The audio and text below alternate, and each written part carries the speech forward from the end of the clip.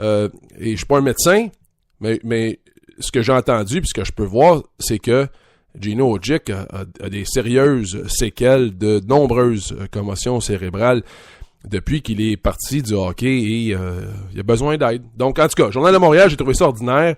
La page frontispice, là, la une, là, j'ai trouvé ça très ordinaire. Absolument. Je vous remercie d'être à l'écoute encore au show du midi. J'espère que vous appréciez l'émission. Plusieurs façons de rejoindre le show du midi. Il y a aussi sur le site www.leshowdumidi.com, il y a une petite fenêtre quand vous écoutez entre midi et midi et demi. Il y a une petite fenêtre là, une petite bulle où on peut chatter en direct. Fait que vous avez des commentaires à m'envoyer. Gênez-vous pas. Gênez-vous pas. Ça va me faire plaisir d'échanger avec vous. Le Canadien connaît une très bonne séquence. Et qu'est-ce qui a fouetté le Canadien? Est-ce que c'est Jérémy Filosa? C'est mon invité aujourd'hui et j'apprécie beaucoup qu'il soit là avec moi. Hey, Philo, pour commencer, t'étais au match hier soir. Donne-moi tes impressions. Écoute, la bonne nouvelle, c'est que plus tôt, le Canadien aurait probablement perdu ce match-là. Je veux quand même donner du crédit aux Canadiens parce qu'ils ont affronté une équipe qui un excellent travail pour bloquer le centre de la patinoire. Puis, en début de saison, le Canadien, quand il affrontait ce genre d'équipe-là, ben, il n'arrivait pas à percer, il n'arrivait pas à avoir des bonnes chances de marquer. Mais hier, même s'ils n'ont pas eu le nombre de tirs espérés, ils ont quand même eu des bonnes chances de marquer. Puis, entre toi puis moi, là, quand je regarde les Devils New Jersey jouer, c'est tellement ennuyant, c'est tellement plate. Puis, tu sais, moi, dans mon livre, moi, tu mérites rien de ça, de perdre. Quand tu joues des matchs de hockey de même, tu joues pour pas perdre, on dirait, neutraliser l'adversaire. Donc, je donne énormément de crédit aux Canadiens qui ont trouvé le moyen de gagner ce match-là. Tu sais, une autre équipe aurait probablement plié bagage puis se serait dit, c'est pas notre soirée, on gagnera pas ce soir. C'est trop compliqué de percer la zone adverse, fait que, garde chapeau de ce côté-là. Hey, Jérémy, tu couvres beaucoup de sport. T'es un passionné de sport. Tu couvres le soccer, le football, la boxe, le hockey. Et puis, c'est une des constantes pour toi, c'est la qualité du spectacle. C'est toujours quelque chose que tu recherches et que tu demandes. L'effort et le spectacle. Raconte-nous ce qui a froissé Michel Therrien au début du mois de novembre. Dis-moi ce qui est. Dis aux auditeurs ce qui est arrivé. Ben, écoute, le Canadien connaissait une mauvaise séquence. Puis quand je parle de mauvaise séquence, je parle pas nécessairement de victoires ou de défaites ou nécessairement de buts qu'on marque ou qu'on marque pas. Mais le Canadien jouait un style de hockey plate. Je pense que ce qui est arrivé, c'est que le Canadien a eu plusieurs blessures. Puis à un moment donné, tu te dis, bon, ben, comment on va faire pour s'en sortir? Bon, ben, en attendant que les blessés reviennent, on va jouer du hockey plus resserré, plus refermé. Le Canadien, ce soir-là, s'est incliné face aux Rangers 1-0 dans un match plate, là, épouvantablement plate, où le Canadien n'a à peu près pas approché le filet adverse. Et là, après le match, j'ai senti que je me devais te poser la question parce que je voyais les commentaires sur Twitter, les gens paient très cher leurs billets, les gens qui vont au Centre Bell, et là, ça faisait approximativement un mois que le Canadien jouait ce genre de hockey-là, et donc j'ai posé la question à Michel Therrien, si au-delà des buts qui se marquaient et qui se marquaient pas, et des victoires et des défaites, est-ce qu'il en tant qu'organisation, le Canadien sentait qu'ils offraient un bon spectacle à leurs partisans. Et Michel n'a pas aimé ma question. Il a répondu en disant que son équipe travaillait fort et que selon lui, c'est ça que les partisans voulaient, une équipe qui travaille fort. Et j'ai dit que j'étais d'accord avec lui que son équipe travaillait fort, mais qu'au niveau du spectacle, c'était pas très joli, c'était pas très intéressant. Et c'est là qu'il a dit, j'ai répondu à ta question, et là, il est passé à une autre question. Curieusement, 2 jours plus tard, il y a eu des changements dans les trios, premièrement. Deuxièmement, il y a Max Pacioretty qui a effectué cette déclaration là, vraiment là, au même moment, qui a dit on peut pas gagner des matchs en bloquant seulement des lancers, il va falloir qu'on se lance en attaque. Et curieusement, depuis le fait que j'ai piqué un peu Michel Therrien avec ça, mais le Canadien n'a pas perdu un seul match en temps réglementaire. Ils ont ramassé 13 points sur 14. Le seul point qu'ils ont échappé, c'est en fusillade contre les Capitals. Donc, je pense qu'ils ont... Je ne sais pas si on s'en est servi comme message ou pour motiver ou pour fouetter les troupes, mais le Canadien offre clairement un meilleur spectacle qu'il ne le faisait durant cette période-là. Bon, ben Jérémy, d'abord, il y a un petit peu de crédit qui te revient.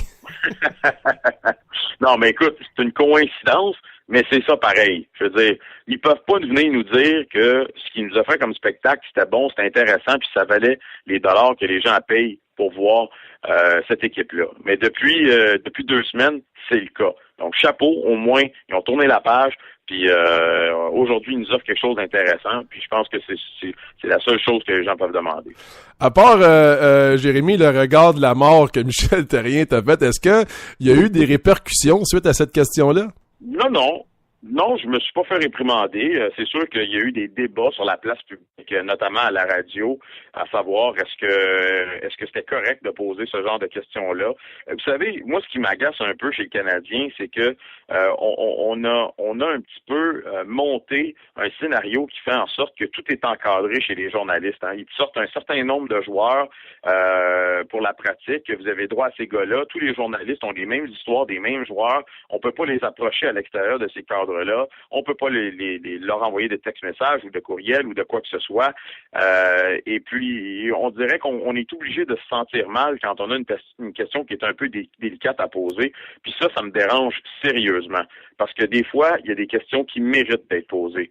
Et moi, je suis le genre de gars, quand j'arrive dans un point de presse, s'il y a une question que je le sais, que l'amateur qui va m'écouter à la radio va dire « Filosa, pourquoi t'as pas posé cette question-là? On veut le savoir. » Ben, je vais me sentir mal de ne pas l'avoir posée. Donc, moi, je suis le genre de gars, je vais trouver le moyen de la poser, cette question-là. Ça ne fera pas toujours l'affaire de tout le monde, mais au moins, on ne pourra pas me reprocher de ne pas avoir le guts d'aller au bat puis de poser les questions que les gens veulent avoir des réponses. Jérémy, te considères-tu encore aujourd'hui comme un fan du Canadien?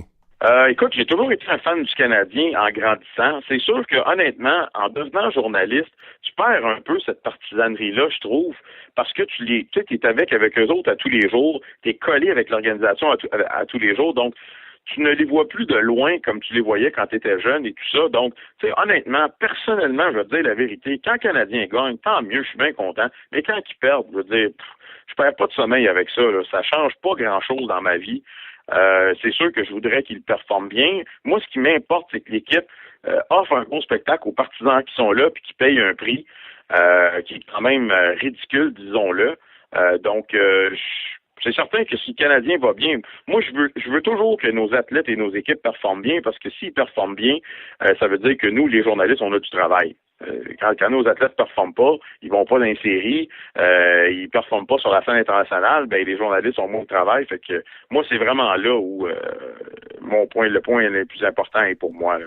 Merci, Jérémy. Écoute, on parle à Jérémy Filosa du 98.5 FM. Jérémy, on parlait de toi un peu, là. J'aimerais... ça fait longtemps que t'es journaliste. Et t'en as fait plusieurs entrevues de toutes sortes de sportifs et partout, dans toutes les disciplines différentes, là. Est-ce qu'il y en a une de spéciale ou c'est laquelle la plus cool? Écoute, l'entrevue la plus cool, moi ça va faire 15 ans au mois d'avril que je fais ça. Hein. Puis il y a une entrevue que je vais toujours me souvenir que j'ai faite, c'était avec Tony Gwynn au Stade olympique. Je vais t'expliquer pourquoi. C'est parce que c'était ma première entrevue en tant que journaliste avec un grand athlète. Puis j'étais payé pour ça. Donc, ça remonte à il y a à peu près 15 ans, dans le couloir du Stade olympique. On m'avait demandé de faire un feature. Tony Gwynn était en ville, puis tu peux comprendre qu'à l'époque, j'étais vraiment très jeune. Puis pour moi, d'approcher Tony Gwynn, je savais pas comment il allait me recevoir. Je savais pas s'il allait me dire, écoute, t'es qui toi? Puis c'était durant la pratique au bâton. Il revenait dans le corridor vers le vestiaire, puis je l'ai intercepté, puis j'ai fait une petite entrevue, un petit feature de 3-4 minutes, mais je vais m'en souvenir toute ma vie de cette entrevue-là parce qu'il avait été tellement gentilhomme avec moi, il avait été tellement correct. Que c'est sûr que c'est une entrevue que je vais me souvenir toute ma vie. Puis tu sais, il est allé chercher vraiment mon respect. Je le respectais tellement en tant que joueur déjà, mais en tant que personne, il est venu chercher mon respect. Donc c'est vraiment une des belles entrevues que je vais me souvenir longtemps. 15 ans de métier, c'est long, mais il t'en reste encore beaucoup. Est-ce qu'il y a quelque chose de particulier que tu aimerais voir à Montréal avant que tu prennes ta retraite? Écoute, c'est serré, mais c'est sûr que pour moi, le retour du baseball, c'est la priorité numéro 1.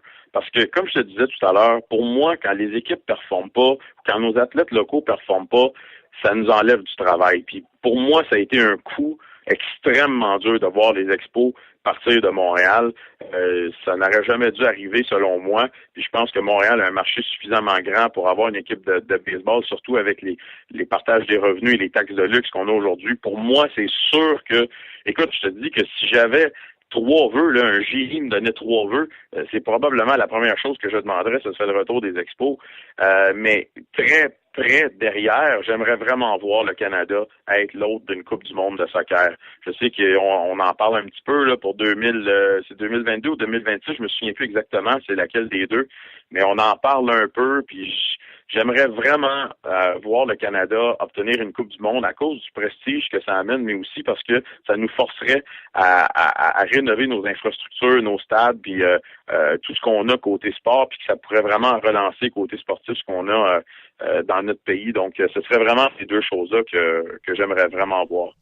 Merci beaucoup, Jérémy. Bonne journée à toi. Très gentil de passer ce temps-là avec nous autres et très intéressant les propos de Jérémy Filosa. Pour terminer, on va terminer avec la petite rubrique Sur le fly. Sur le fly, c'est 5 choses de tous les jours que vous ne savez peut-être pas, que tant qu'à moi, vous devez savoir dans le monde du sport.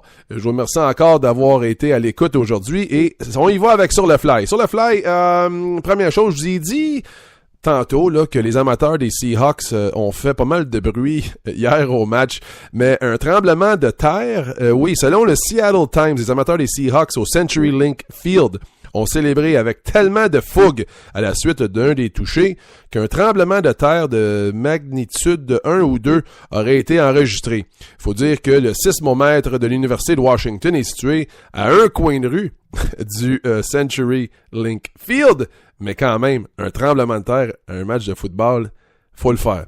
Le président des Flyers, Peter Luukko, a démissionné hier.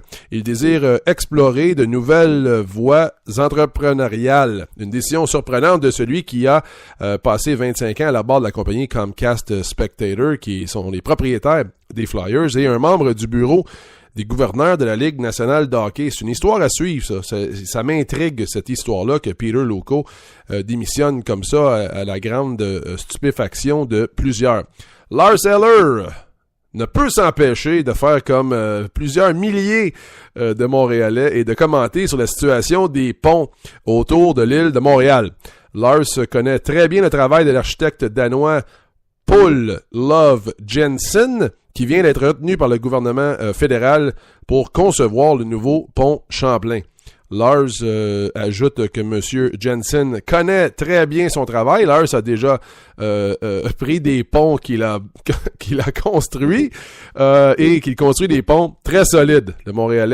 Les Montréalais peuvent donc s'attendre à une belle et solide infrastructure. Ce week-end avait lieu la première édition du Chicago Ditka Dash. C'est une course qui invite les gens à se déguiser comme leur ancien entraîneur des Bears préféré, Mike Ditka, et de courir au centre-ville. Il y a plus de 2000 personnes qui ont couru cette course qui amassait des fonds pour le Movember. Chaque participant s'est vu remettre une moustache, des lunettes soleil style aviator comme Mike Ditka et une chemise à la Mike Ditka également. Ben, je sais pas combien d'argent a été ramassé, mais c'était quand même intéressant de voir les photos de 2000 personnes qui courent avec la moustache et les lunettes de Mike Ditka.